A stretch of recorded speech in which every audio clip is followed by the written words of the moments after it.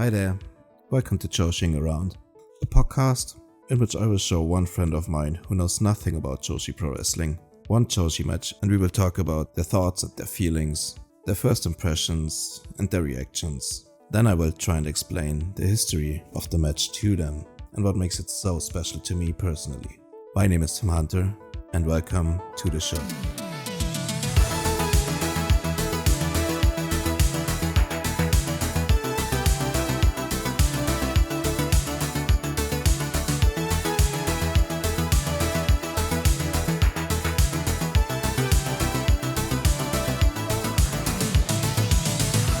I'm here with my first guest ever.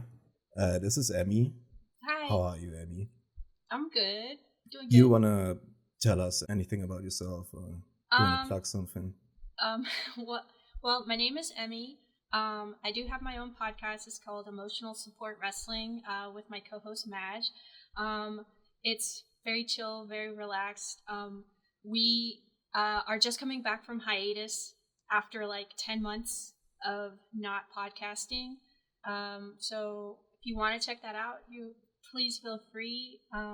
We are yappers, so they go on for a long time. I completely understand if nobody or if there are people who don't like 3.5-hour podcasts, but if you do, there we are. Awesome. So as you've heard in the intro, this is a podcast about Joshi. Emmy watched a Joshi match over the last week. It's one of my favorite matches of all time. Not many people's favorite match of all time, I figure, but I have like a special kind of appreciation for it. It is Tam Nakano versus Natsupoi from June 26, 2022. It's a cage match. It's the first Joshi cage match in almost 30 years. Oh, wow. And I guess we're just gonna get right into it. What were your first thoughts? What were your first impressions after you watched the match? Okay, so if it's okay, I did end up watching the video package that you told me about. All right, sure, yeah. And so I actually have never seen either one of these women before. So I had to figure out who was who. And it's a little bit hard when I don't understand Japanese, right? But from the video package, I could tell that the blonde woman was the antagonist, as far as I could tell. She had said something that made the crowd laugh, and it kind of pushed the other woman's buttons a little bit. And you could tell that she was kind of condescending and a little bit arrogant. And the brunette with the purple in her hair, she didn't back down. And so once they started speaking, like when they were sitting on the couches, I think, I think I figured out that the blonde woman was Natsupoi and that the other woman was Tam. Right. So that's all I got. That's all I got from the video package. Yeah, maybe I should have told you that before. No, it's fine. I liked figuring those things out. And I did figure out that Tam was part of Cosmic Angels also. That's right. Yeah. So that's what I had. And I think that's enough, honestly, just to figure out, just that's all I really need to go into a match. For sure. So what did you think of the match? Overall, I actually really enjoyed the match. There was something about the fact that the crowd was very quiet for a lot of it. I don't know if that's like a respect thing or if that's what's normal in Stardom, but for me, I liked it because it kind of it grounded the severity of what was going on, and it felt so personal and intimate because of that. Yeah. Right. So first of all, it was in 2022, Japan still had lots of COVID restrictions, so people actually weren't allowed to cheer. Okay. The only thing people were allowed to do in Japan around the time was clapping, so you would only hear polite applause after every move. The only noise you can really hear are the outsides, their teammates yelling at them, but the silence is mostly caused by the COVID restrictions. Gotcha. The thing is, in Stardom, they made a huge surge during COVID, like in attendance and viewership and like popularity. So a lot of fans started watching Stardom during COVID, and they like got used to just being a clap crowd basically. So they just kept being a clap crowd even after restrictions for some while. It's kind Oh, of wow. getting better now. The crowds are getting more lively, but Stardom had a real problem with like very silent crowds generally, because like everyone started watching them during COVID, and they just weren't used to never actually like yelling or cheering. That's generally a bit different in Stardom, I think. But yeah, it's getting a lot better. Like now, the big shows are really loud. Okay. Well, I thought it worked. Me too. Yeah, that's actually another thing. I kind of like really. I myself got into Stardom during the pandemic, so that's Okay. the way I knew Stardom too for the first like 2-3 years I was watching. Mm. So to me, it's kind of like I kind of have like fond memories for like the really silent matches. It's like it's kind of eerie, but it's like it really hits a lot deeper Yeah. sometimes too.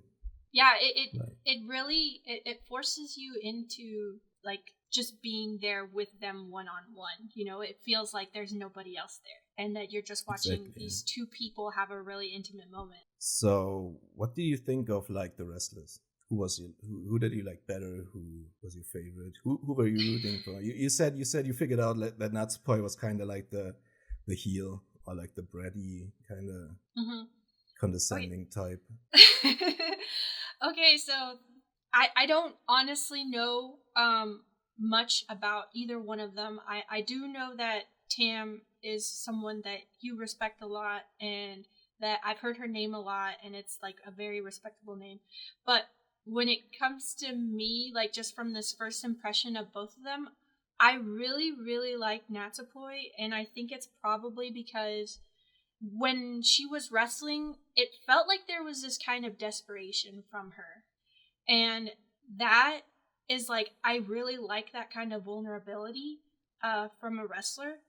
And I think that she was just, I don't know, it's just that really, really called to me that in all of her moves, it felt like she was trying so hard. And Tam, even though she was like it felt like she was holding her own more at the beginning of the match, Tam, and it felt like she was just like swinging like Natsupoi around, and the few times that you could see Natsupoi get offense in, it felt like she was just trying her hardest, just like pouring her heart out, like super desperate, trying to get Tam to like submit. Yeah, that's excellent. That's actually like that's the main, I would say, like the main strength of Natsupoi is like her desperation selling. It's like I don't know if there's anything better today who sells like that. I'm gonna watch with Ariel on the weekend another Mm-hmm. Natsupoi match, or she's gonna watch it. We're gonna talk about it, Mm-hmm. and that's actually like my favorite match of all of last year, just because of Natsupoi selling. It was so incredible. It's like when Natsupoi really like is in a submission or like is really beat down, she has like a way to cry and scream that it's crazy. I get actually like choked up when I watch her matches a lot of times. It's like really, yeah, she can like really control the emotions of the audience, I think, really well. Mm-hmm. That's like her main quality, and that what makes her like one of the best in the world, in my opinion. Yeah, I felt it. You can tell that she's very, very good at what she does. What were your like main takeaways emotionally, or how did you So feel after it?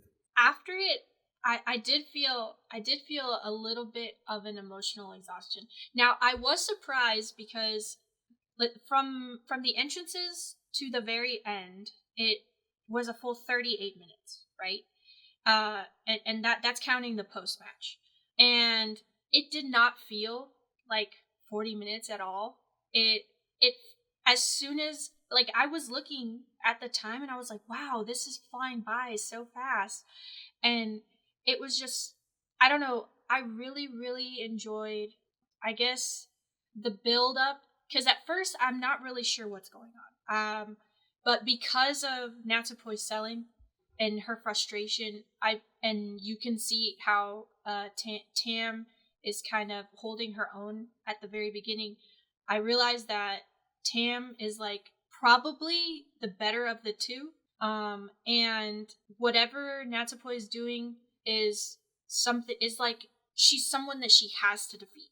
And you realize that at the end, when Natsupoi, has lost and Tam gets out of the cage, you realize how important this is, because Tam comes back in, right? She comes back in and she checks on her, and that hit me so hard, because I think emotionally I was probably more attached to Natsupoi throughout the match, and then at the end when Tam comes in to check on her, that's when I'm like, oh, there's something to Tam here, and it's not just Natsupoi, and maybe there's more to their relationship than I had thought at the beginning. And I don't know, it was so good. And all the parts where they're at the top of the cage, or they're trying to reach the cage after the pinfalls, it's just you really understand ferocity between these two. I really liked it. I really liked this match a lot. That's awesome. Yeah, that's those are excellent takeaways. I think that's really, really important points that they were hitting. And yeah, you can tell that they're hitting them. If someone can just jump in without knowing anybody, and they have those main takeaways from it, that just tells me that it really worked, right? Mm-hmm. Because that's exactly what they wanted to achieve with this. You kind of nailed it completely, everything. I'm gonna get into the story in just a little bit. I wanted to ask, why do you think I picked this match for you? I'm not certain, but I want to say that you're pretty aware that I do like characters that have vulnerabilities to them and that show them, and I also really, really like strong baby faces. People like Hangman or whatever, and I feel like this had two really good characters here, and I feel like you thought I would enjoy that a lot. Yeah, that's basically it. It's so I don't know if you know it, but so Tam Nakano is basically my favorite wrestler. She's my special guy overall, in the entire world. That's probably gonna draw the ire of the Joshi community on me, but I'm not ashamed. And but at the same time, just in the US or just AEW, Hangman is also my special guy, right? So he's my number 2. Tom is my number 1, kinda. It's these two characters are just they are what's making wrestling great for me, or why I want to watch wrestling. It's exactly what these two are doing. Mm-hmm. And I always felt they have a certain connection to each other, not really in obviously not visually, the character is not the same, mm-hmm. not even close, but just in the way they are able to tell stories, their emotional storytelling in matches and outside of matches, and just their, I don't know, their physical charisma going about. Can I tell you something? Yeah. So yesterday I emailed Trish with my submission for the newsletter that they're gonna start up on Social Suplex. Mm-hmm. And after she read it, she said, actually, we might have to make this a bi-weekly feature, because what I wrote about Hangman, she said it reminded her of what you wrote about Tam. That's so funny. That's awesome. Yeah, I sent her a piece. I don't know if you're aware of where Tam is right now in her career. Nothing. I don't know anything. All right. She recently had a loser leaves Stardom match against one of her arch rivals. Yes, I do remember James and Rich talking about that. So now she is already out of the company. She's a freelancer now, officially. She's still at the Stardom shows. She's still doing her dates. Okay. But officially, I don't know. It's probably all kayfabe, but officially they signed, they terminated her contract. So she's no longer with Stardom. But she has one more match on April 27, where her entire career is on the line. And it's very likely that she's going to retire then. Okay. So So yeah, that was my submission to Trish as well. I wrote like what Tam means to me, and like just before retirement, like why it hits me that hard. And yeah, we'll see. It's not set in stone yet. Right. Like there's a lot of weird things going on. First of all, like both women's careers are on the line, so her arch rival might as well. You never know with wrestling. Yeah. The thing is, like her rival at Saya Kamitani is her name, and she just like really ascended to the main event spot. She's the main champion right now, and she's drawing really well for the promotion too. She's like a really really good ace for the promotion, and she's a lot younger too, like almost a decade younger than Tam. Okay. So it's very likely that Tam is gonna lose. I did have a question about because at the beginning of the match they show their birthdays, and I saw that Natsupoi's had the year, but Tam's didn't have the year. So I was very confused. I didn't know if she was like younger or older because I couldn't tell by her face. Yeah, I don't. It's very publicly known. I think she has a kayfabe age too. It's like 1,080 years or something. It's something. What? Weird. She's like she's like the cosmic angel. You know, she has. I don't know if that's like just a joke. I think that was just a joke from Azumi at some point, but it kind of like, it's weird. Nah, she's 37 or 38 already. She's around 37, 38. Oh wow.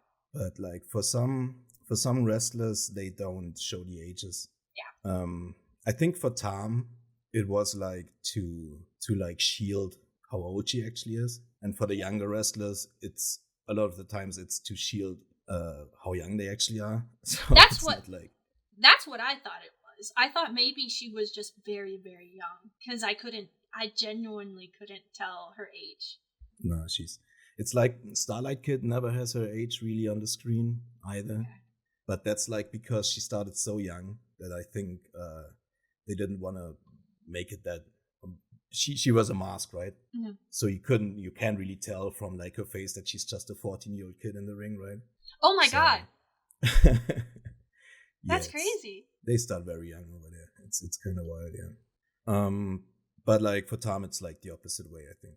Gotcha. She got into wrestling relatively late, especially for Joshi.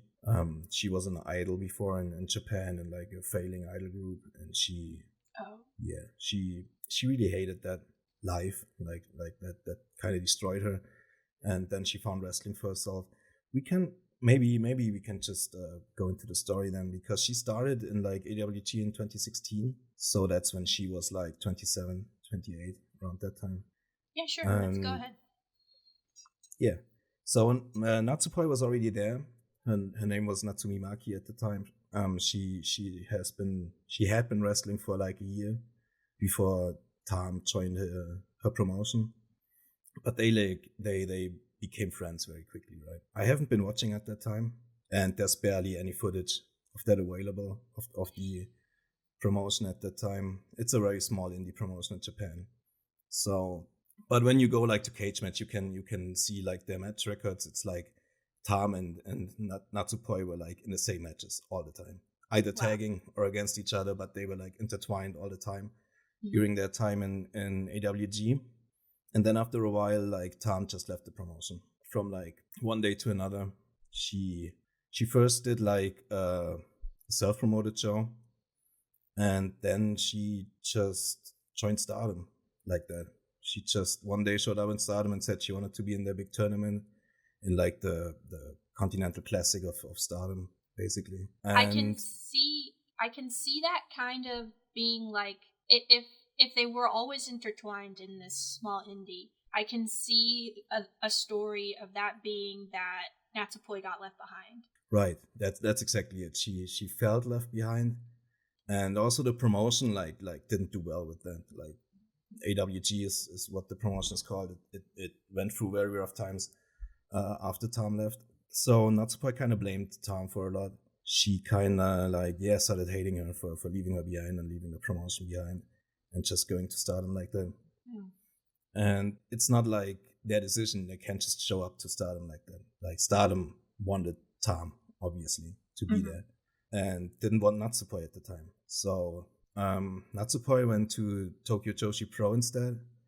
She kind of built the feud herself during the time. She was like in Japanese magazines, like writing letters about how awful Tam is and stuff, like how much she hates Tam, and kept it alive like that until like 2020.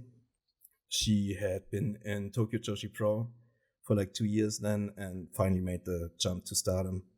And that was just almost exactly at the point where Tam was founding her own stable, the Cosmic Angels. Okay.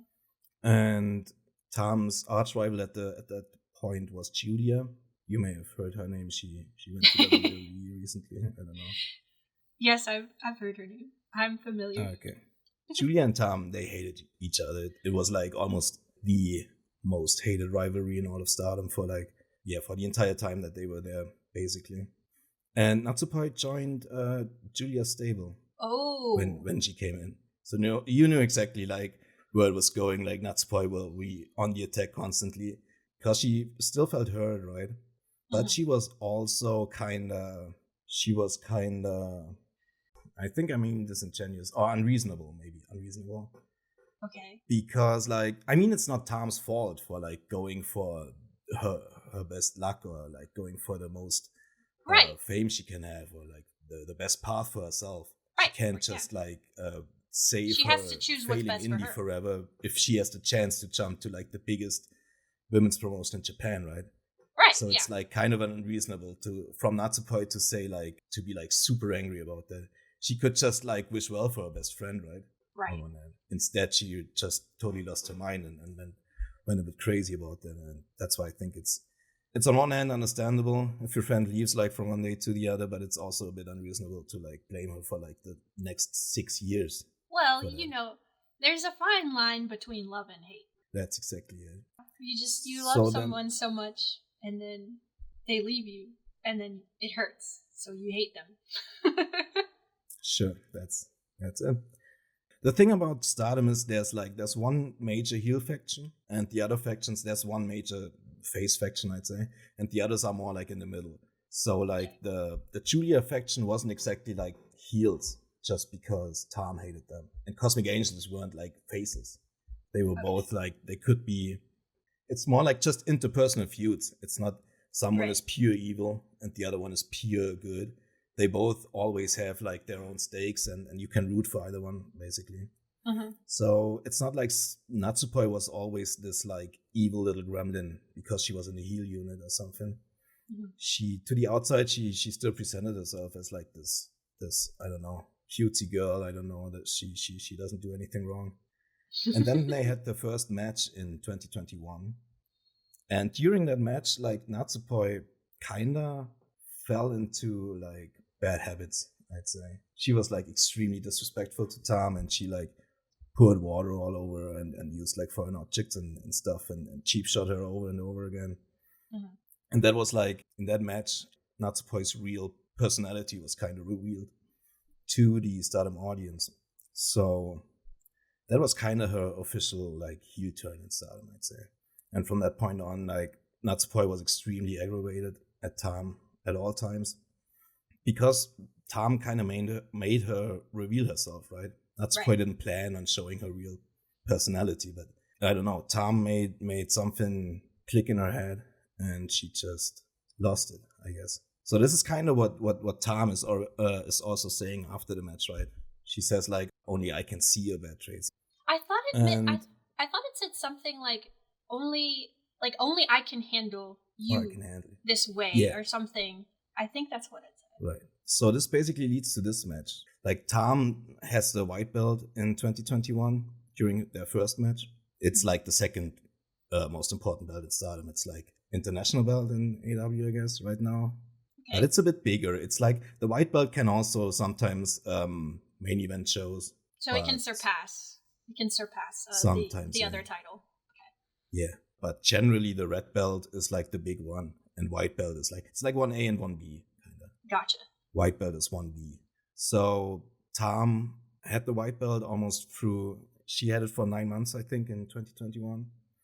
And when she lost it, she kind of took it hard. She lost it to Saya Kamitani actually in 2021, the one that she's gonna have the retirement match next month against. So it's all intertwined. Connected. It's all circling back all the time to stuff from years before. It's kind of crazy. But like, yeah, in 2021, Tam already didn't take the loss that well. She was kind of like considering retirement at that time already. And Natsupoi couldn't really handle that. Like she wasn't finished with Tam, right? She couldn't handle Tam speaking about retirement when Natsupoi has never really beaten her and never really handled her well. So they agreed on this match. And this match is only one of a series. It's the first match, oddly enough. The cage match was the first match of that little mini-series they had. They had another match 2 days later, actually. Yeah, I got that from the end of the post-match, yes. Oh, right, they talked about it. I think they said 3 days, but you're probably right. It's 2 days. It's 2 days, yeah, actually. Which was another, like, really hard-hitting and very emotionally heavy match in Korakuen Hall. They were going crazy in that one. And after the second one, they decided to do a third one. And the third one was going to be like the entire unit against each other. So Cosmic Angels against Donna Del Mondo, which was the unit of Julia and Natsupoi. And in a cage? With the stipulation that it's like an elimination match, 5 vs. 5. Oh, okay.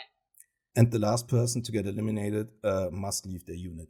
Must leave? Yeah. They get kicked out of their unit.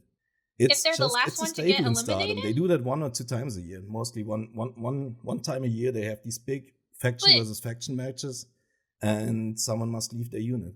I must not be understanding. How is being the last person in the match mean that you have to leave? No, not the last person to survive, but the last person to get pinned, basically. The last person.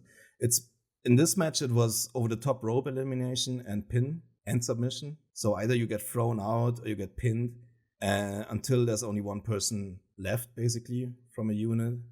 The last one to get pinned from their unit must leave their unit. That still doesn't make sense to me. You've endured so much in the match for your team, and you get kicked out? That seems wrong. Yeah, it's tough. It's kind of, now that you mention it, that seems wrong. Right, I don't accept this. I don't like that. You sacrifice so much for this team, and then and you endure so long in the match, and then they kick you out. That doesn't seem right. That seems wrong. No. It does. Actually. I need to have a talk with Stardom. What do you think happens then? What do I think happens? You got any predictions? Maybe I can show you, actually. This is like really hype. Maybe I want to show you this. I think you'll like it. Like just the finish of the match, I mean. I'm not going to show you the entire match, don't okay. worry. Okay, at this point, there's only 3 people left in the match, right? It's Natsupoi, it's Julia, and it's Tam. Okay. So Tam is 2-1, basically. And the last one to get eliminated must leave their unit, right? And over the top is also an elimination. So. Why did she do that? What do you think? Is she gonna force herself to leave the unit? Wait, so hold on. Tam won. Tam won, so Natsupoi is kicked out of her own unit? She is, yeah. Why did she do that? What do you think? So she, I don't know. So to save Tam, I don't know. I don't know what this means. I need more backstory. Does she want to be part of Cosmic Angels? She does. I love that. Basically it was really sweet, but people hated it too. This is why I told you that James and Rich hate Natsupoi. Why? No, because I don't understand. Why? I love this. Yeah, it's awesome, right? They just needed to beat the crap out of each other in 2 matches. Like the second one, Natsupoi won, by the way. The one they had in the middle between the cage match and this one. Mm-hmm. The one 2 days later, Natsupoi defeated Tam. Mm-hmm. So I think that's all that she set out to do, was like beat Tam once, clean in the middle. It's proving something to herself. They just needed to beat each other up really badly, like in 2 matches, to like rekindle their love, I guess you'd say. I don't know. Yes.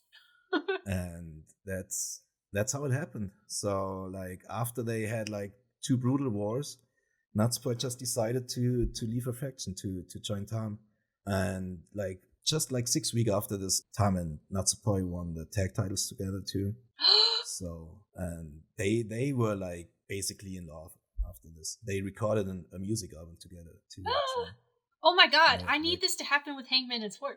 Yeah, that's kind of like a similar story, basically. I don't think they hated each other quite as much as Hangman and Swerve. Because they, like, basically they loved each other in the beginning. That's kind of what's never been there for Hangman and Swerve. Semantics. I feel like it's gonna happen. I think just because neither can really turn heel anymore, I think. Hangman just came back from being heel. And Swerve is not gonna get booed. I think when they're both faces at some point. I don't really want it either though, because it's such a sick blood feud. I don't know how I'd feel about it if Hangman and Swerve are just gonna. I feel like it's all in the delivery for me. Oh yeah. I'm willing to accept it. Like me as a person, I want to say no, but if they can handle it very well, that and they can, because it's Hangman, they can for and sure. it's Hangman and Sword. You know, as long as they're given the time to do it correctly, they'll pull it off. If anyone can, it's those two, right? Exactly. Yeah. Oh my god, I do love that though. I don't like when things end badly all of the time. You know, that this is a good ending to me. You know, for me too. But like Rich and James, they hated it. They like, Natsupoi, I think sometimes they hate joy. Like, they hate joy. Sometimes they hate joy. Sometimes. It's just not like. It's kind of funny. I'm gonna send you like the cage match review after this. Maybe you should really check it out. It's so funny. Like Rich really couldn't handle that match. It was crazy. I don't think I started listening to ONR until 2023, so I probably didn't hear that at all. So I'm interested in hearing what they had to say about it. Oh yeah, Rich is so funny in that. Couldn't handle the match. It was like he didn't know what was even happening or what was going on, and he found it so heavy, like emotionally. He found it so depressing, this match, that like when Natsupoi in the end turned on a unit and joined Tam, he was like, "What is this?" Understand it. Yeah, that's exactly what he said. He said like over and over, "What is this? What is this? What is going on here?" I can hear it. I can hear it. Yeah. Now that you know, I mean, you loved the match, basically, right? Or you liked it a lot. Let's say. I did. I have this question here, like if knowing all the story would change your mind about the match, but I guess. I think it would it would probably elevate it a little bit more emotionally. Like I think I would be an absolute wreck after it, probably. But it was enough. The story they were telling in the match, just with their moves, their faces, and everything they were doing, that was enough to get me to understand that there was something really important about this match, about their relationship to each other. Mm-hmm. That by the time we did get to the post match, and I can actually got subtitles and you hear what they're saying to each other, that I was like, okay, yes. I'm not crazy. This is exactly what I thought was going on. There are definitely two people who were friends, and something happened, and they fell apart. Both of them, like they diverged paths. That's what I had gotten from that. So when I got to hear them speak, I was like, okay, yes, this is definitely, I got that. No, that's exactly it. You got exactly out of the match what I was hoping you would get. So I'm very happy with that. That's awesome. Very good. Very compelling. So maybe we talk about the match a little more, like going a bit deeper into like the action, what was actually going on. Mm-hmm. I think we covered it all when it comes to like the storytelling in the match, like the emotional moments, like what it really like made it stand out. Is there any particular like moment in the match that was like your favorite thing about it? So for me, I think that the biggest thing was when they were up on the cage, like right up at the top, and they were just like hitting each other. Like I mentioned it. They start. One of them kind of like holds the other one, and then they kind of look at each other, and then they slap each other.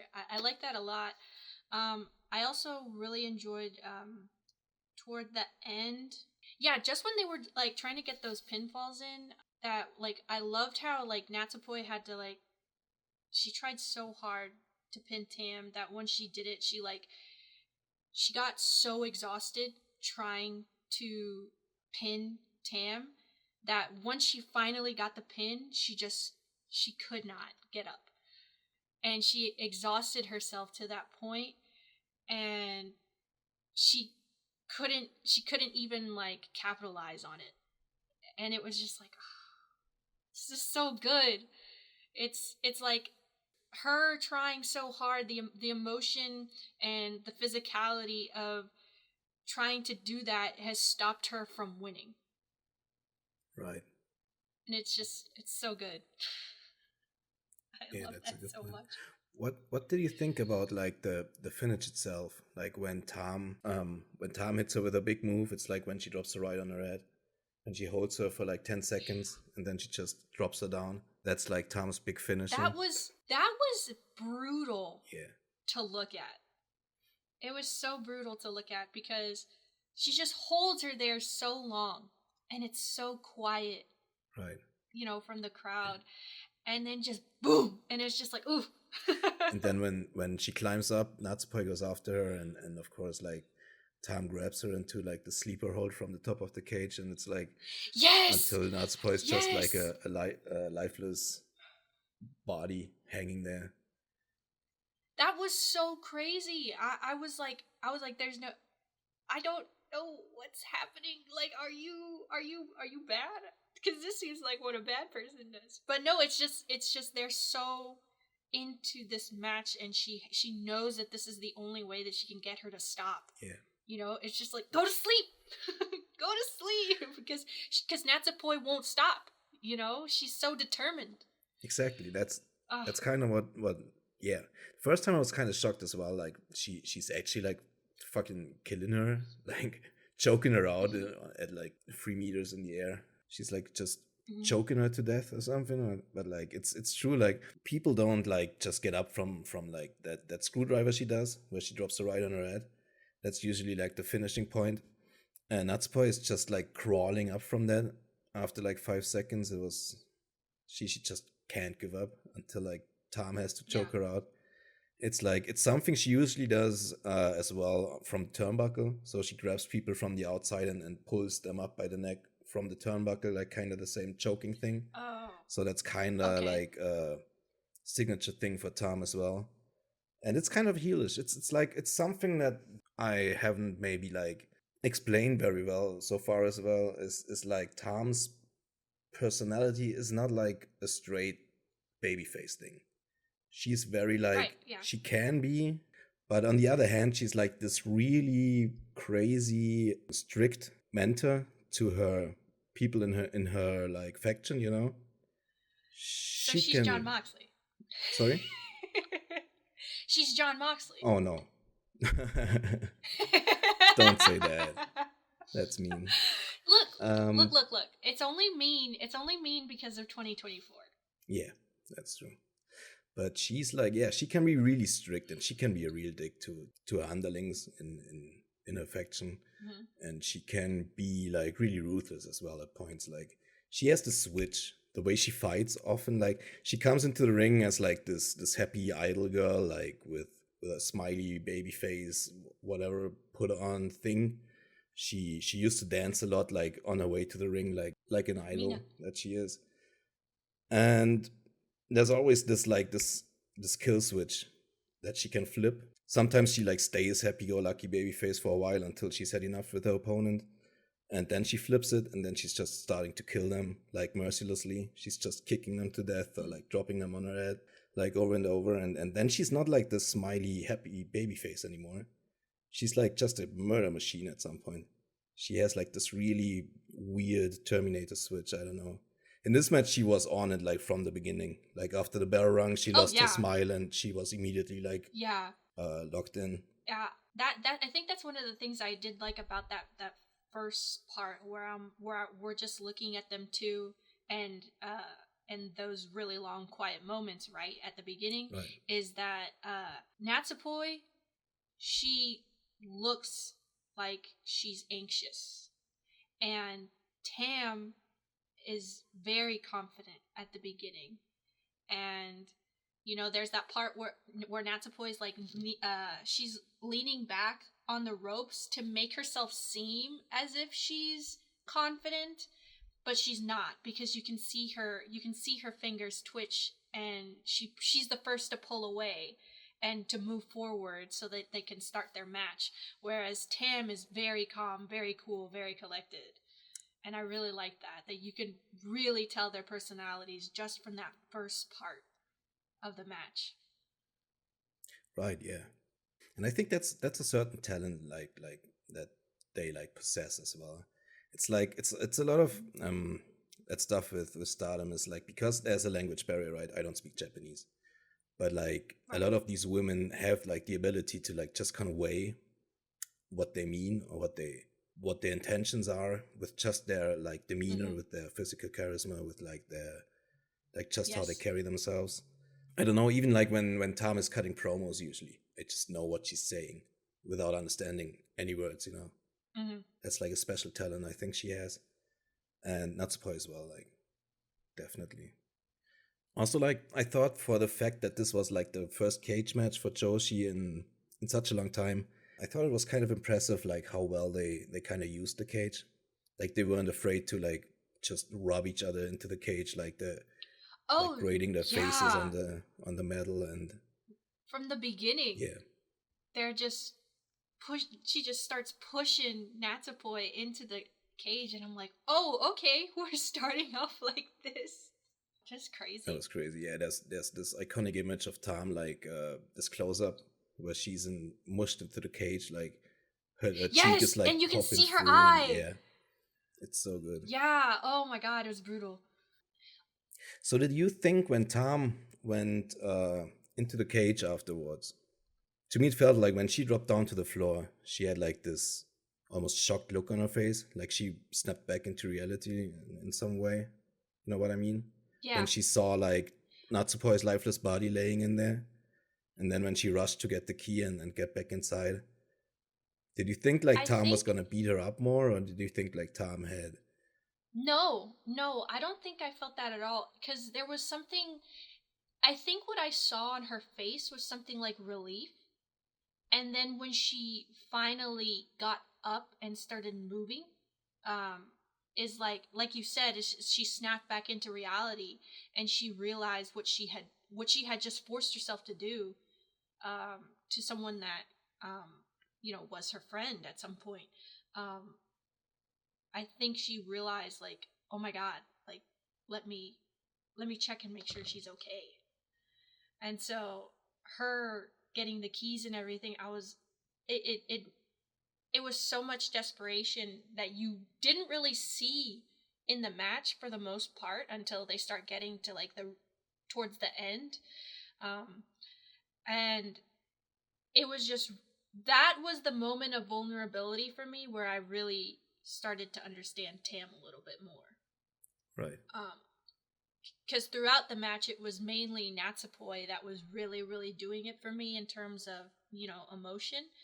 And then her doing this, it's like, oh, she cares.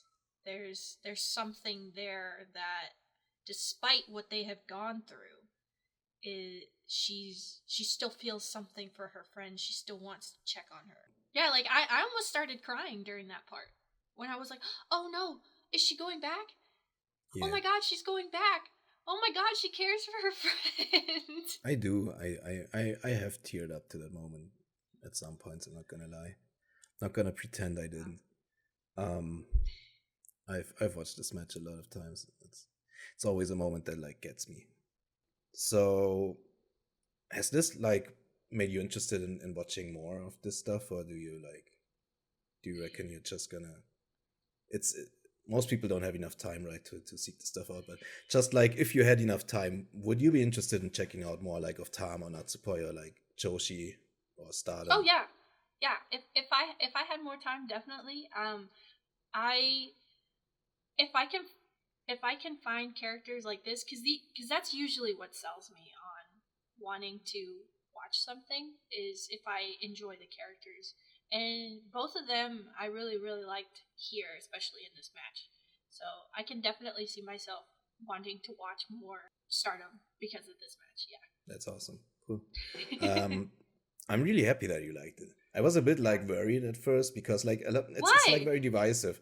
I don't know. A lot of people didn't really like it that much. It's like it's kind of weird. I don't know. I don't want to be like condescending to anyone like in the Joshi community but like a lot of people aren't really into that kind of like very emotional storytelling in the ring. They're like Joshi is not like one specific thing, right? Joshi just is a descriptor for who does it basically.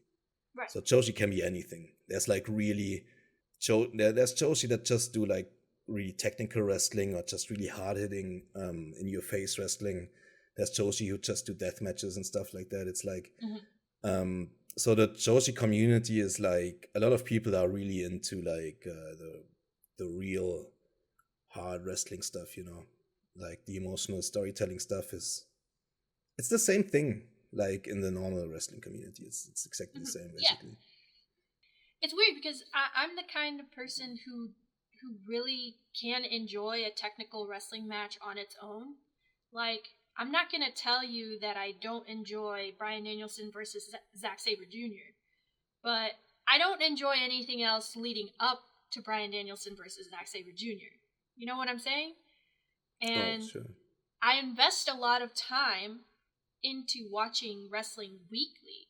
So I want the story that they're telling me building up to a match to compel me, right? Because it's what I spend most of my time on.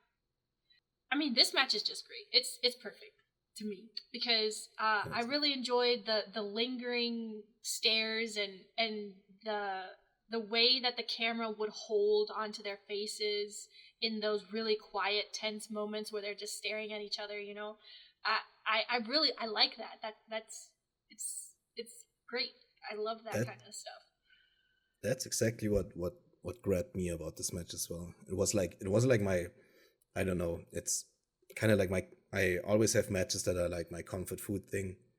If I like have a rough time, I go back to watch this and this match. It evolves over the years, but this one has been my match for like probably like 18 months that I would go watch over and over. It's not that it makes me happy or anything, right. But it's like how you want to listen to sad music when you're sad too, right? You know, right. So, something like that.